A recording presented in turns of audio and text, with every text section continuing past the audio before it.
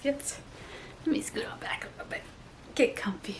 My hair has gotten so long I keep sitting on biscuits. I found this headband and I was like, I'm getting this headband. It is mine now. I'm gonna wear it like a tiara and be a fabulous queen. Queen Rose. So I thought, speaking of queens, my fellow queen mamas and daddies, what to do when you're feeling overwhelmed as a parent. So I feel like summertime can exacerbate this because your normal routines are changed, which adds anxiety for you and adds anxiety and stress for your kids, right? So they might be acting out more. It's just hard for kids when routines change. And it can be hard for you because maybe you're around your kids a whole lot more than you normally are. I'm around my children all the time. All the time. You know, I homeschool and work from home. It's great. I sometimes think, what's it like to not constantly spend time with your kids? Because sometimes at dinner, I'm like, I'm just gonna watch a cartoon and eat quietly. And I think if we didn't spend a lot of time together, I'd be like, oh, dinner time is the time where we're gonna talk and we're gonna get to know what each other's days were like. And we're like, I saw you all day, I know what your days are like. And even Abraham, when I try to do like, let's have a talking dinner, be like, we talked all day. I want to work. And I can't argue with that. I'm like, no, you're totally right. We did talk all day. My apologies, sir. Disney Plus it is. But for anybody, no matter how much time you spend with your kids, it's really easy to get overwhelmed. And this has been a year for me where I've both been adjusting to being a parent of two. I mean, I know Pear Bear is over a year old, but this year she's hit toddlerhood, right? She turned 1 in February. And so now she's like really active. So it's really parenting too. It's not just like having a baby and a kid. Now it's, you know, a toddler and a kid, which is pure chaos. And this year also I've just had like, just trying to juggle a childcare thing of trying to work from home, but you know, I actually have to get work done, right? And trying to get everything done. I've had new business projects that I've been taking on this year and trying to parent and trying to keep homeschooling Abraham as he gets more, you know, intelligent and with it and wants more complex things for homeschool. And, you know, Pear Bear now, she's 16 or 15 months. I think she's 16 months. She's one of those things. She's almost a year and a half. She wants to homeschool with us. So I give her a little pen and paper or crayon or something. She actually hates crayons. She has to have like a Crayola pen. And she wants to draw while we're doing it. So it's just been a lot more parenting and a lot more work this year coming all together without as much of a support structure as I love. I would say normally I really like my support structure. Like last year, I felt like I had a pretty good support structure going. It was really working well. And this year it just kind of all got thrown to the wolves and went a little crazy again. And I'm like, oh my God, it's July. It's halfway through the year. How have I managed so far this halfway through the year? It has just been chaos. I think it's both me putting too much on my plate. I was being optimistic. I was like, oh, she's on a newborn, you know, and now I can put more back on my plate.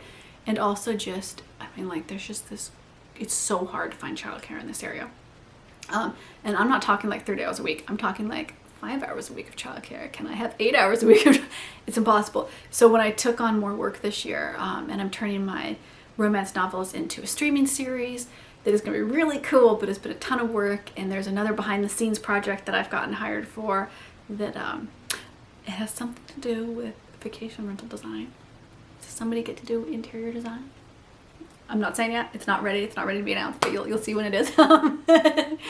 But it's just been a lot of crazy projects. So I totally understand feeling overwhelmed when everything hits the plate. And it's not just summertime, because I don't want parents to feel guilty if they feel extra stressed at summer, as though they don't enjoy being around their children, because I don't think that's the case at all. I think it's just routine shifts.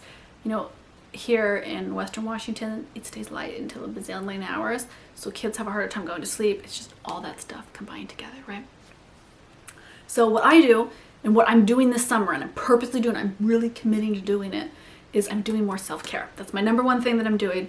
And I mean physical self-care. I mean getting a massage, doing an at-home facial mask, doing like those foot massagey peeling socks that you can buy at the store while I'm watching TV. I'm committing to using my little neck massager thing, right? Whatever it is, physical self-care. You know, using a nice new shampoo in the shower, right? Physically taking care of my body and giving myself that tending to. Now, maybe you have the space and a partner or the schedule that allows you to like take an hour-long bubble bath by yourself. Probably there are small children standing at the edge of your bathtub going, can we get in, can we get in? Would they like to pee in the bath? Can we throw things in the bathtub? What if we jump on you while you try to take a bathtub? You look upset. Why are you upset, Mama? Would you like this stuffed in your face? So maybe bath time is not the most relaxing. Whenever I hear people say bubble bath, I'm like, oh, that's really nice sounding. How do you get the children out of the bath? I mean, like, do you just lock them out of the bathroom? Do you have like a deadbolt? Because they break down the doors. They're like zombies. But I have found little bits and tidbits of self-care that make a huge difference. And it has both made me happier as me as a woman, and it's made me a better parent because I don't feel as burnt out when I'm taking care of myself physically, right? And that's really important because when we get burnt out as parents, we're miserable parents. We're grumpy, we're short-tempered, we aren't enjoying the moment. Their childhoods flash by and then we're filled with guilt, right? And so I'm really trying to enjoy this moment because I know this is such a special season in my motherhood when I am a mama of two and they're still so little and young and changing constantly, just constant changes at this age, and getting to adapt to that balance, you know? I feel like these are those glorious, beautiful days where you look back and you miss them terribly, but when you're in the depths, it's easy to lose sight of that joy. And so that's part of the self-care. So number one thing, find physical ways to tend to your self-care. It's mandatory. This is not a luxury. I really feel like we parents need this whenever we're feeling burnt out, is legitimate, real self-care. And that's whatever your budget and your time budget allows, right? Financial and time budgets, some kind of self-care, and do it regularly. We're talking at least weekly. Personally, I would like to see you doing a biscuits once a day where you're doing something for you physically. Paint your nails, massage lotion into your legs, do one of those little crystally rollers with lotion under your eyes, you know, something that brings you physical relaxation and joy. That's the number one thing. Second thing you can do is allow your kids boredom this summer. I know you're like, well, isn't that a crime? No, it's good for kids to get bored. My kids get bored. They complain about it. Why can't we do this? Go buy me this. And I'm like, well, if you're bored, would you like to go weed the garden? What if we sit outside and read a book? What if we just lay on this picnic cloth in the sunshine and we just sit 1 minute, let's see if we can sit quietly. Can they? The answer is no, but I'm teaching them early that they can at least try these things. So just allow everybody to be bored, and that includes you. I know your hand automatically went for your phone, didn't it? You were like, boredom, oh, I should check this, I should do, no electronics, no nothing. I just want you to allow yourself to soak in the happiness opportunity that is boredom. Not constantly, I'm not saying, oh, I was bored. Give yourself a couple minutes of it. Let that anxiety roll through your body and release it. That you feel anxious when you're bored. And come to a place where you're like, oh, I'm actually feeling relaxed.